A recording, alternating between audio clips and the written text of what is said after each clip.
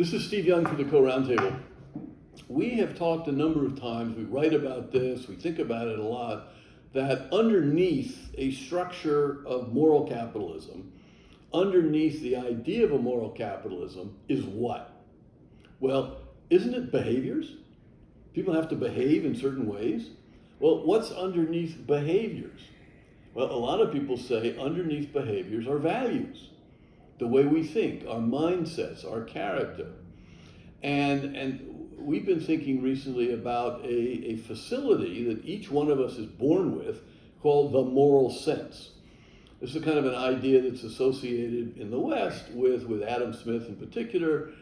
Aristotle, the Greek, 2,000 plus years ago, was writing about this same thing. But interestingly, so was Mencius in China, using Chinese words for it. But it's a human capacity to be moral, to think. And what does it mean to be moral? It means to be aware of other people. It means to be aware of the need for you to be responsible, and to have a process in your brain. The Chinese have this phrase, the Shin, which is the heart-mind. So yeah, there's an intellectual component to it, but there's also an emotional feeling component to it. But how do you make your moral sense work? And what are its different components?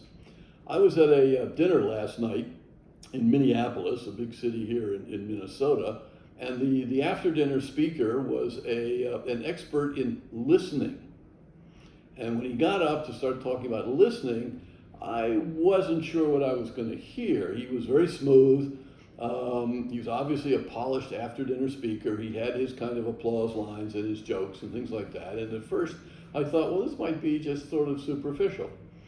The more he talked, the more I realized that in his world, what he talks about listening skills, in the world of moral capitalism and moral government, it's part of the moral sense.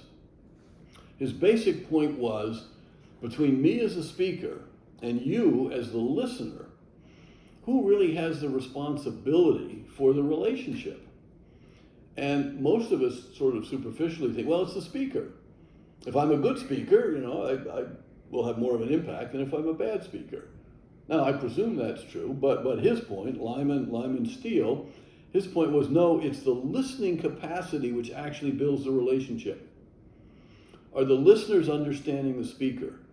Are they interpreting? Are they incorporating? Can they then go back to the speaker with a relevant question or point or build on what the speaker is saying? So the thought I took away was unexpected, and I find it actually a very important thought, that listening, learning how to be a good listener, may be fundamental to our developing a moral sense about being in relationship with other people and getting more out of our lives and helping them get more out of their lives. Thank you.